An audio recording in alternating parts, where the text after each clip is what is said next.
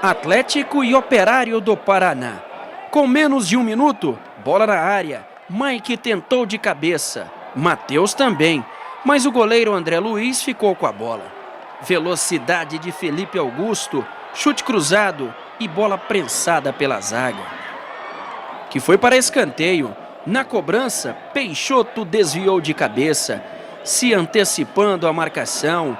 Operário 1-0, gol de Peixoto.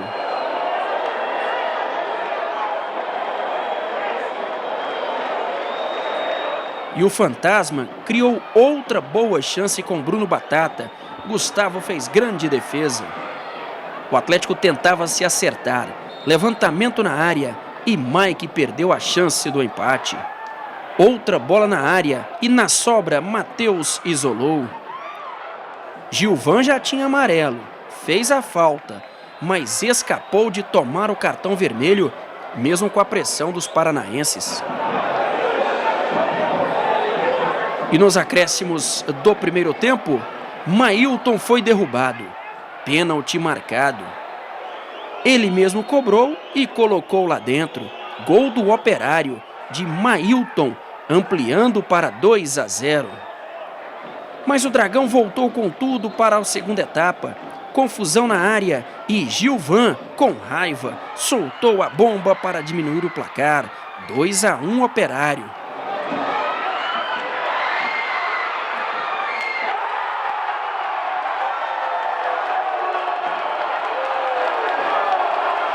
E o fogo aumentou depois do chute de Jorginho. E também na sobra de bola, chute de Gilvan. O empate saiu depois do calcanhar de Pedro Raul, da falha na zaga e do chute de Nicolas. Tudo igual no Ascioli. Nicolas, o lateral artilheiro.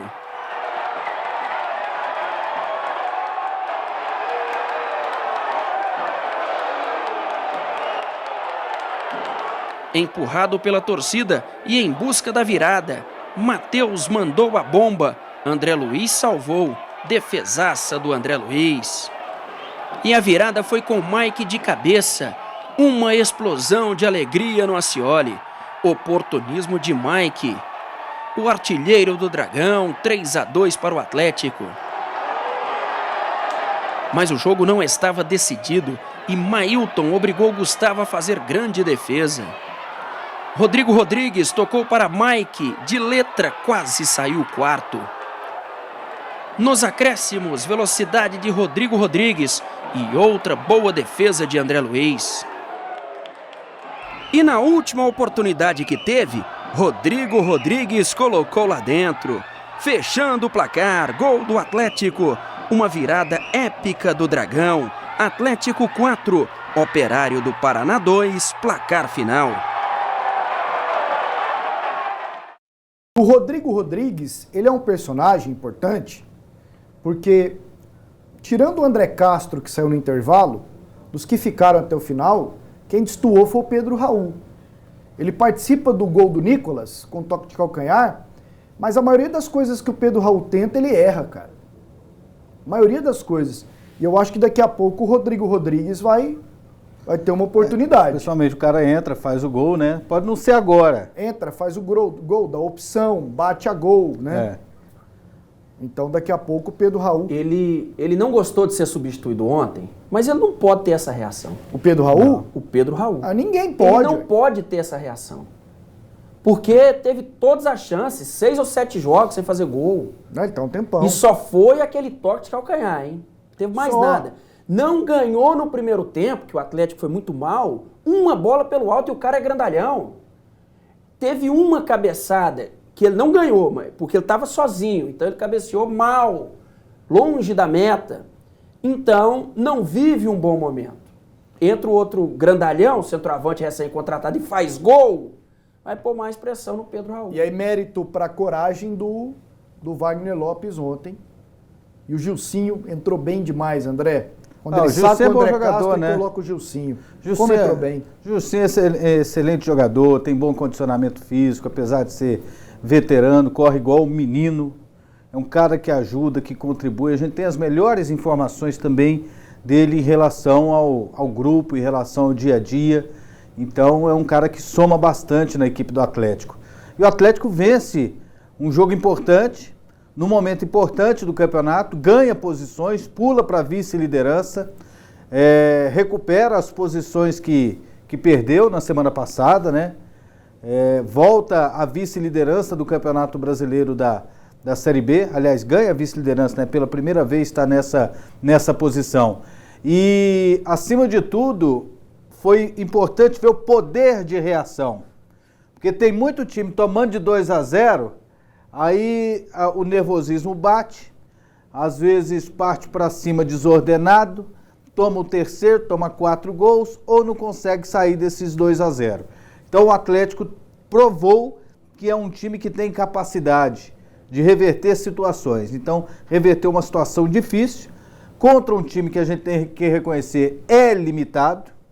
É um time que vai ter muitas dificuldades nessa Série B, mas o Atlético se mostrou, acima de tudo, ser um time de personalidade. Humberto, e o que o Moacir jogou ontem no segundo tempo? Muito bom. No primeiro ele andou errando, a bola escapando, parece que estava queimando no pé dele, mas no segundo jogou demais e como primeiro volante.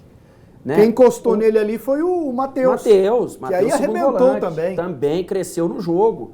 Méritos do Wagner Lopes. Sabe aquela alteração previsível que você está cansado de ver no Goiás? Sai Giovanni Augusto, entra Marlone. Sai Marlone, entra Giovanni Augusto. Né? No Atlético com o Wagner Lopes, e não foi só essa alteração, né, dele tirar um volante e pôr mais um atacante, o Atlético começou o segundo tempo com 4 atacantes.